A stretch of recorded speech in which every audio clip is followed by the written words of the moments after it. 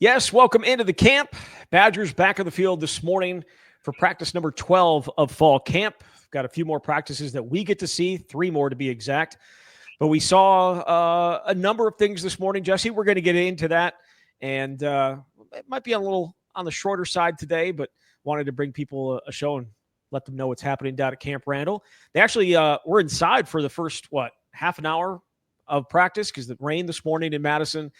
And it was a swamp in there, an absolute swamp. I know you were up in the air-conditioned aspect, inside, not inside the McLean Center, but just outside of it. So you didn't really experience that. But it was a swamp in there. That place is old, and it's why all that work is being done around Camp Randall for that new facility, because that place has no air, and the lights suck, and it's too short. It doesn't have a long field, and the ceiling's too short. But it served its purpose 40 years ago.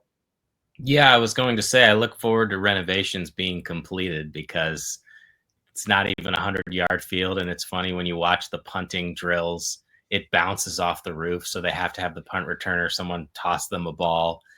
They still got some good work in, but yeah, we're able to get outside. And we did see a fair amount of 11-on-11 work and a lot in the red zone. So we're still learning about this team and the different combinations they're using. Yeah, absolutely. We're going to get into that, obviously. One note that, because we are going to be talking about the quarterbacks, as we said yesterday, Billy Edwards left practice early. It was a knee bruise, no big deal, but he was held out of full contact drills today. He did do some work, did some drills, but was held out in even 7-on-7, did some 7-on-7, but did not do any of the full team drills. As he, I think that's probably just a precaution more than anything else for him. So that allowed Danny O'Neill and Hunter Simmons a lot more reps with the ones, and Carter Smith got some more reps as well, and even Milos got some reps, more so than he probably would have. And we also got to talk to cornerbacks coach Paul Haynes after practice, as well as some of the corners. No Nyzier Fourqurean. Obviously, he's got some things going on that probably does not want to be talking about, but another day full of first-team reps, and Paul Haynes kind of explained why they were doing it that way. So we'll talk about that as well. But let's start with some of that red zone work, because they played a ton of ball inside the 20. Yeah, a lot of the 11-on-11 work was starting it at the 20, and then they would slowly move it inside a few yards at a time. I think we saw some good things out of both Danny O'Neill and Hunter Simmons, certainly less inconsistency, especially with Hunter Simmons and what we saw on Monday, where there were a couple interceptions, errant throws. Look, you're obviously at a distinct advantage as an offense when you just get to start a drive at the 20-yard line. But I thought that there's one play that Wisconsin football account has on its social media account where Joe Griffin was able to catch a pass. Now, that was in skeleton, but that's a couple days in a row where he's flashed a little bit. And I thought tight end Lance Mason had one of his better days, got some more opportunities. So there's something to be said for that, but caught a couple touchdown passes. And it just feels in general like things flow better this fall. And I don't know, that's hard to define, but from what we saw the last couple of years, they're just able to present so many different challenges with the pre-snap movement and the way that they can set up one play, and then they can have the same type of setup, but do something differently the next play. It's helping everybody, both offensively and defensively. It absolutely is. I would agree with a lot of what you said. The Lance Mason catch was very impressive, was it not? I mean, he leaped over, who was it? It was Austin Brown, right? He just essentially plucked the ball off his head, and it was very similar to the Grant Steck catch down in Platteville last week, or maybe last week, where he did almost the exact same thing. But Lance Mason, I think, is going to be a big part of this offense. I think Billy Edwards likes. I don't know that. I'm pretty sure that pass was that Billy? Was that Edwards to him?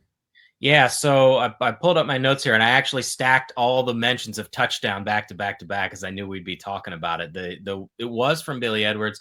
That was a skeleton situation. So again, when they do skeleton, they just basically put a thing on the field to simulate linemen, because there aren't any offensive linemen on the field. But it was from the 3-yard line, and Billy threw it in the back right corner, and Mason just out-jumped Austin Brown. So that was one of the rare moments where we saw Billy, because it was really only in some skeleton. But that was one of a few other touchdowns that Mason was able to catch. Yeah, you had a nice catch over the middle from Danny O'Neill in third down work. I believe that was a third down play, and it was a bullet, but the coverage was tight, but he was able to hold on. I think that was also Austin Brown that was in coverage on that one, and it wasn't bad coverage. Neither of the plays were bad coverage, right? Like, it was right there, but the catch was just better. The throw was just better than the coverage, and Lance Mason was able to take advantage of it. I mean, if you had to say right now between the two of them, and there's so much that plays into this, staying healthy and all that stuff, but between Tucker Ashcraft and Lance Mason, which one has more catches this year? Tucker has caught his fair share of passes. A lot of it with him, it feels like, is short to intermediate throws. You need a safety valve. I mean, Wisconsin's had so many great tight ends over the years. Just get someone who can catch a ball for 6 yards. So he's had a lot of those. Since I have to pick, I'll go Mason. I do think that he showed that at his last stop in Missouri State. And he caught a touchdown pass from all three of the quarterbacks today. So we had the Edwards one in Skeleton. The second one that he caught was, I think, Austin Brown was in coverage there again. That one was from Hunter Simmons. And then the other one that you're referencing was a Danny O'Neill pass. So where O'Neill was able to step up in the pocket under some pressure. So I like what I've seen from him. But again, when you get more opportunities, that helps quite a bit. It absolutely does. So you're going to go with Mason on that one. I'm not going to hold this to you. Obviously, I'm certainly never going to think about it and bring it back up later in the year when Tucker Ashcraft perhaps has more catches. I wouldn't do that to you. I've never really, hung you out to dry like that before. So, but that said, we'll do a little bit more predictions when we do our season preview next week, leading into game week, which is, again, not too far away here, but I think I'd go Mason too at this time, and we'll set a number. I think we'll go a little over under during the preview, because I think that is going to be the tight end's been virtually, I don't want to say irrelevant, but very, very underused the last 2 years, I would say, compared to the last year of Jake Ferguson, which makes sense. Jake Ferguson is an NFL tight end. He just got paid like an NFL tight end, and I don't know if either of the guys that they have now is that type of player, but they have to be more involved, and they will be more involved in this offense. So it's hard to know in terms of numbers. I wouldn't be surprised if whatever the reception numbers are split among those two guys in reasonably close fashion. Yeah, absolutely. You got to utilize those tight ends a little bit more. And when you're going to have multi-tight end sets on the field, it just creates a little more versatility and dynamic offense. I don't feel as though the numbers are going to be substantial in a way that we've seen some other tight ends at Wisconsin, but I think even a sprinkling will help everybody else on offense. And both of them are capable of it. That's the other thing too. Like, you don't need a 30-yard touchdown pass to your tight end, though that would certainly be nice. I think we've seen enough from Ashcraft that, okay, like I said before, he's a big body. He's a safety valve. Lance Mason caught 6 touchdown passes last year. He's capable of it. And I don't feel like there's been, because he's coming to a Big Ten level, some type of drop off. So I like what we've seen out of those two, and would be interested to see whether any of these other guys can develop, because we've seen a lot more of Grant Steck.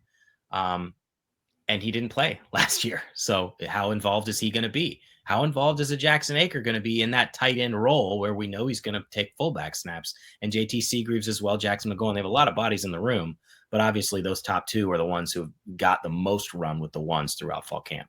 Yeah. A few more plays from the red zone that stood out. One for me, Hunter Simmons to Vinny Anthony for a touchdown. It was about a 20-yard touchdown, corner of the end zone.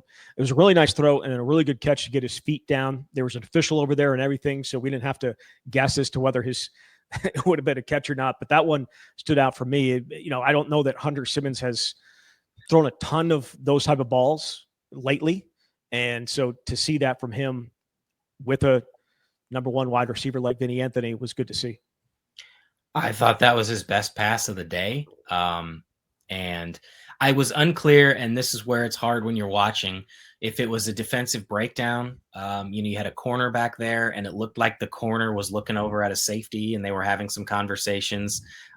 So again, when we watch practice, sometimes it's difficult to discern what's actually happening, but either way, a fantastic throw from Hunter Simmons. And obviously if you can do that more, you're going to put yourself at least in the fight. And he and Danny O'Neil continue to split these reps, now it being obviously with the ones.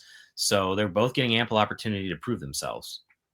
They are. Is there anything else that stood out from those periods that for you? There was a couple runs, specifically a run by Darian Dupree, who he got up the middle and then broke it outside. And I mean, even if they were tackling, and at points today they were tackling, but for the most part they haven't been. But the hole was huge, and he was able to break it outside and get down inside the 5-yard line. It was a really nice run. I know that Cade Yakimelli had a similar one right up the middle, though that might not have been in the red zone. The only other touchdown that I had during that red zone work that we haven't talked about was it was a toss to Gideon Atuka, and great blocking, just went untouched and scored on he'd had a lot of work done for him, but it's nice to see them on the ground get it going a little bit. But yeah, I mean, there's a lot of individual moments and different guys who have kind of stood out. And so I don't necessarily know where we're going to go next. We've talked about Matthew Traynor consistently, just always delivering hard hits, got that nastiness. I really like Mason Posa. I know he's not getting run necessarily with the top groups, but when he's in there, I feel like you notice it. And of course, he had to go win a 4th state wrestling championship in New Mexico, which absolutely he should have. With those 15 spring practices, though, I wonder where he'd be right now. But there's so much to like about that young linebacker room, because Cooper Catalano keeps making plays too. So I'm a bit all over the place, but I think there's a lot of different guys who are starting to stand out. Yeah, Matthew Traynor put another hit, a big hit. Unfortunately, it was on his own guy this time. And I shouldn't even say they're all his own. They're all his guys. But he came barreling in on a screen, and Angel Toombs was right there and just took a significant hit, and he stayed down for a bit before getting up. Seemed like he was okay, but it was a huge hit from Matthew Traynor. And usually it's been on the offensive guys, but he drilled Angel pretty good there. The one thing I will say, and that we get to see one-on-ones, and you're never really sure what to make of them. But Angel Toombs had a ridiculous rep against Davis Hines, and with a bull rush, went right through him. Actually knocked him on his butt. And, Davis came back the next rep and had a really nice one against Nick Clayton. But that's the type of things that you're going to see good, you're going to see bad. But the Angel Toombs one certainly jumped out. And I know Angel is not probably a name that we've mentioned on the show before. So couple standouts, I would both on the good and the negative there, getting drilled by Traynor, but also having a great rep against Davis Hines. And defensive backs that are not safeties. Kairos Gaines, Nyzier Fourqurean, a couple big time plays I thought from them. Specifically, Kairos Gaines might have been Skelly. Great coverage on Eugene Hilton Jr., a pass breakup in the back of the end zone. And then Nyzier Fourqurean, perfect coverage on Tretch and another pass breakup. Nyzier continued to get those first team reps. This has been back-to-back days. Paul Haynes says, though, at the end of the day, the number of reps are all the same, no matter which group you're playing with. Maybe that's true. I have not been charting them. Have you? No, I haven't. Look, so I asked Paul that question, and the question was framed that Nyzier got a lot of, pretty much majority of the first team reps on Monday. How do you make these decisions, and how many he gets, or what you do? And he ended up responding more that the young guys, based on their charting, has gotten more of those reps, and that it's all spread out. And that's a fair answer, but also doesn't necessarily answer why you're giving him that many. Now, I did follow up later and just ask, essentially, are you doing this to keep him fresh in the event that he's available later? And that kind of sounds like what it is, keep him involved with the team. But we talked about this on the last show. It has been interesting watching him work with the ones, when we know at minimum, unless the NCAA has a stunning change of heart, he's not going to play in the first 4 games, and you've got to get your guys ready. And maybe they view this part as, okay, it's still camp. So all these guys are continuing to get reps. The numbers are fairly even. And when they get into the closed portion, which will start after Saturday, I would have to assume things will change at that point. You would think, because you want to put your game plan in for Miami, Ohio, and just moving forward. But it's a situation that stinks for Nyzier, but they've got some other options, and I know that Paul Haynes talked about them as well.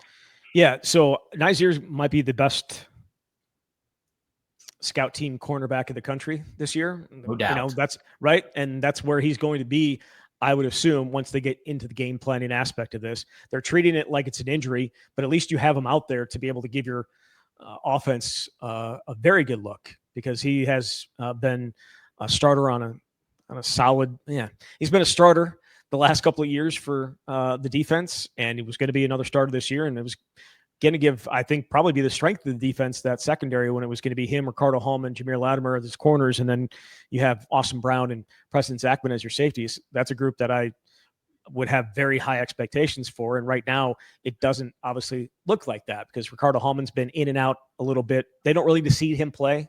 That's what Paul Haynes said. How much football has he played? You don't need to see it a ton more, even though we both know that he did not have the season he wanted, and Paul Haynes talked about that.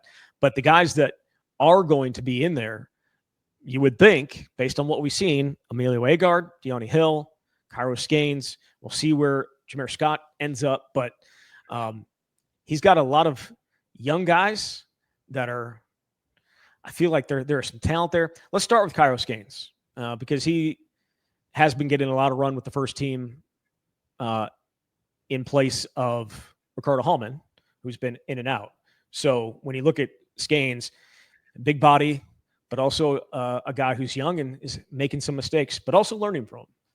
Yeah, there are some plays where he gets beaten and other ones where he has nice pass breakups, and you just mentioned one of them.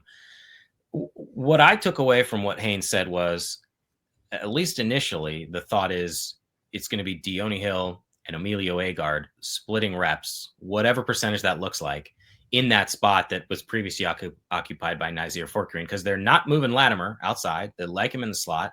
Ricardo Hallman obviously has a ton of experience. And so if those two are splitting snaps, then Gaines to me would be the next guy. And you just don't know about true freshman corners. We don't see it a ton at Wisconsin or in the Big Ten, where you're getting a lot of run. And we've seen guys have some growing pains, and you also don't know what it's going to look like when they have to tackle against Big Ten caliber wide receivers, but certainly seen some good moments from him. I thought he flashed a little bit dating back to that spring showcase. Was really, if I'm not mistaken, one of the first times that I started paying attention. And it can take a while. Yes. To Gaines? Yes, okay. Gaines. Started paying attention because it was making a couple of plays. So, but I would think that he would be the next in line after those two guys that we mentioned who are presumably splitting snaps on that other side opposite Rico. Right. Yeah. So those guys have been mostly playing the boundary spot, which is obviously where Nyzier Fourqurean is. The field spot has been that's Hallman's spot. But when it comes to him not being out there and being healthy, Kairos Gaines has been out there as well. But Fourqurean's been playing in that spot too, which is new, which is not something that he ever did or has done in his career. He's been almost strictly a boundary guy. But I don't know who else you throw out there at this point, right? Like Jameer Scott's the only other corner that is healthy enough to play. They are very, very, very thin at corner, just in terms of numbers.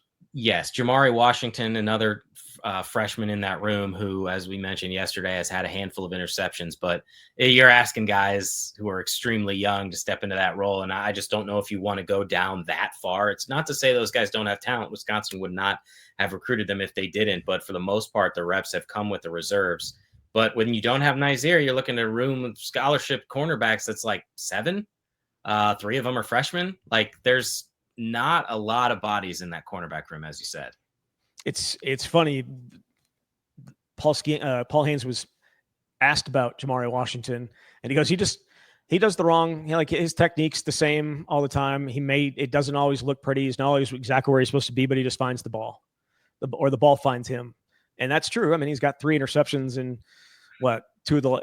had 2 on Saturday, had another interception yesterday. So that is true. I don't know what that says about his ability to play, because I don't know that. Do you trust that? No. Right. I would not. I do think it's worth mentioning, by the way, Agard and his development, because when I was talking to him, he said when he got here, so he had a year to redshirt, he said he was 164 pounds. He is 185 pounds right now, has made significant strides in the weight room, much more physical. You have to be able to play with that physicality. And I thought it was interesting as well that Paul was talking about when he mentioned Ricardo didn't have the year that he wanted a year ago. And I followed up and asked about, well, what did you talk to him about? Even for someone like Rico, who was a multi-year starter, it was, can you gain weight, be more physical? And you have to be able to tackle consistently at this level. And so you're talking about a guy who's a 3-year starter. It's the same is true for someone like an Emilio Agard, but I think he's made significant strides. Obviously, he had 2 interceptions at practice on Monday. And so there is a lot to like about those guys. That was a huge recruiting win for Wisconsin. An East Coast guy that was a Colin Hitchler recruit because they were on that run out there, and was a 4-star prospect, and looks like he's in position to flourish here as a redshirt freshman. They need him to, yes. Right? Like, I mean, it's a necessity now, especially if, say, you don't get Fourqurean back at all. He's your guy. And, injuries are going to happen. We've seen them happen here in fall camp already. It's just, they're going to happen, and you need other guys to step in. Corner's a spot that just don't have a ton of bodies there. And somebody asked about Jameer Latimer being able to slide outside, and they are not going to do that unless there are a few more injuries. They like where Jameer is at. They know how important that position is, and he's had a really good camp. So the outside guys are the outside guys right now. I know obviously the slot or the nickel spot could also be played by Austin Brown. I think that's obviously what they would probably do if they wanted to move Jameer Latimer outside, but it seems like they're destined or determined actually to keep him inside. And I guess just hope that there's not any more issues on the outside. Yeah, that's pretty right? much where we're at right now. I mean, yeah. The good news is there is the ability to move people if absolutely necessary, but based on what we've seen, and even in spring ball, they don't have any desire to do that. The fact that you were able to get a Matthew Trainer and a Matt Young at safety gives you some of that flexibility, but you don't want to be going down the list as you get deeper into this schedule. No, you don't. And I mean, they're thin. I think I'll just say that at cornerback, and they be an amazing addition if they were able to get Fourqurean back at some point. Anything else in practice that jumped out for you today? Again, it was not. I don't know that there were a ton of big plays. Can't talk about that one. Can't talk about there were certain things that happened in practice today, play wise, that I think fans will like, but we obviously can't get into all of it. Right? Is that accurate? That would be correct. Kicking competition ongoing. Gavin Lom, Nathaniel Vakos. I have to say, those dudes are really pushing each other, because I'm not sure there were any misses. And I'm not sure there were any misses yesterday either. And that's got to make it difficult to evaluate who's winning when they're all winning. Well, I mean, that is obviously the problem here, right? It doesn't matter it does matter what they do in practice, but it matters what they do in games more, just because there's more pressure and you're in front of 80,000 people or however many people you're playing in front of. That's, to me, when a kicker you really find out about a kicker. I don't know that you find out about him in an empty stadium, or just the pressure of the other guy making a kick. I don't know that that's the type of pressure that you're going to be feeling on a Saturday or on a Thursday night in a couple of weeks from now, if you're Nathaniel Vakos, or if you're Gavin Lom for that matter. But we saw Nathaniel Vakos last year really regress. He went from really, really good to 80-something to 63%. And that is not something you could have, especially when you're playing tight games. And you would expect Wisconsin to be in some tight games, and the kicking game could be the difference. I think what it means ultimately is a shorter leash, because you have someone who is just as capable. And it is difficult to discern what it's going to mean in the games, but at the very least, they're pushing each other and being consistent and pushing it out to 45 yards. I think is the deepest shots they took today, but they got ample opportunities. So that's honestly, of all the competitions that are left, that's the one that feels most undecided, even though ultimately I won't be surprised if it's Vakos because he's handled it. They just have both been really good. What are some of the other ones that we're still watching. Obviously, quarterback, the backup quarterback spot, exactly what that's going to be like. I would say at this point, Danny O'Neill has taken a lead there. The other spot, I mean, left tackle hasn't been a competition because they just used Davis Hines in there all the time. I still think that there might be there. I feel like there could be movement at some point there. I just don't know that they have somebody that they feel great about to move Joe Brunner out to left tackle, because I think that's the only option other than Davis Hines right now. I think that's the only person I think they would move out there. But do they feel good about anybody at left guard to put in is the problem. At this point, I feel like, based on what we've seen, it's been the same top group other than center, obviously, because we know Jake Renfro is continuing to recover.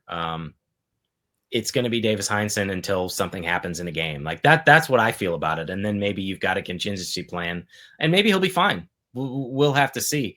I think the battles that are starting to stand out more to me, because it feels like you have a pretty good sense of the top group, are some of the reserves, because they are at a lot of these spots going to play. You don't know how many snaps, but they continue to rotate a ton, like defensive line, the inside linebacker spots, even at outside linebacker. We obviously talked about some in the secondary.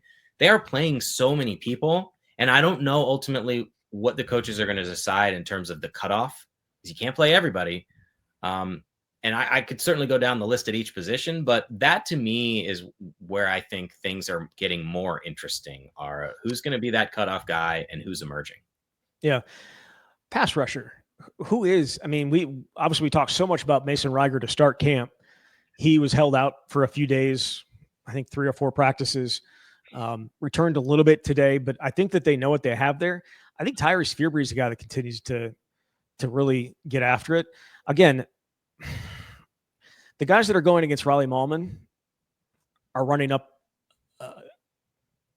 against it a little bit tougher than the guys that are going on the other side. Yeah. Is that fair? That's absolutely fair. So I think it's important to at least acknowledge who they're going against and who they're beating. And Tyrese Fearbry has actually done a nice job when he's going up against Riley Mahlman too. He might end up being their best one-on-one pass rusher, along with Mason Reiger, just in terms of he's physical, he's fast, he's strong. He has I don't want to say a quick twitch, but he's got a get up and go type of stuff. And he's got passion. He's got a lot of passion. And I think those are all things that make a great pass rusher. So yep, we'll see. Cheeks has been in that mix as well. And again, when you just don't know how they're going to utilize people. Where are they going to put Daryl Peterson? Because he's lined up in a variety of spots. And because you've gotten bigger on the interior, you have multiple 300-plus pound defensive linemen. So what does that mean for what you want to do with Daryl? But obviously, a straight-up pass rusher, Mason Reiger, tremendously impressive in week 1. They held him out, I want to say, maybe 3 practices, some tiny bit today. So that gives more opportunities to some of these other guys. And you're right. I think Fearbry has come along.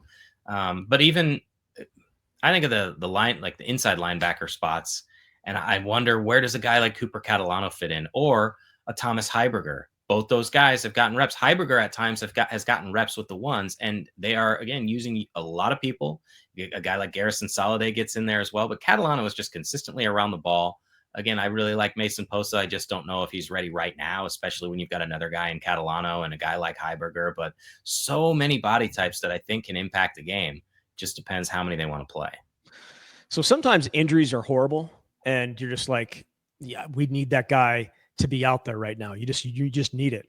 Well, and because he needs the time, he needs the reps, he needs all that stuff. Ricardo Hummon doesn't need it. So it's been good to get some of those younger guys even more opportunities. Inside linebacker, Christian Allegro probably does need the reps, but he's been in and out. And so that's allowed Thomas Heiberger an opportunity. I know that Christian returned, did some team stuff today, and I think he was in there yesterday a little bit too, but he has not been out there full time, which has allowed some of the other guys an opportunity to play. Mason Reiger has not been fully involved, which has allowed Nick Clayton to get some more opportunities. So yes, injuries suck.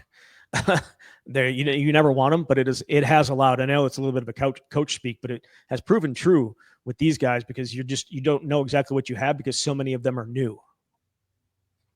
Yeah. Right. Yeah, definitely. And again, it depends on the position, but to get these guys more opportunities to go from the third team to the second team or the second team to the first team, all of a sudden the people that you're working around with are going to be out there every Saturday. It makes you a better player too. And I think sometimes even we've seen that with the quarterbacks too, who didn't get anyone's ever. And now all of a sudden they're splitting reps. Well, now you're throwing the ball to Vinny Anthony for a 20-yard touchdown pass. Would a guy on the second team have even been able to make that play? Would you have been protected? I think it makes you a better player to get those opportunities. Absolutely. Absolutely. So Wisconsin will get the day off from practice tomorrow.